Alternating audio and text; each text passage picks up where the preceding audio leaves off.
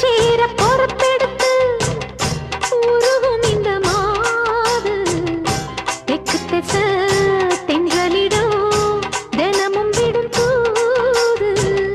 அம்மன் கோயில் சில எழுது அசஞ்சி வரும்போது உள் மனசு தத்தடிக்கும் உறக்கம் என்பது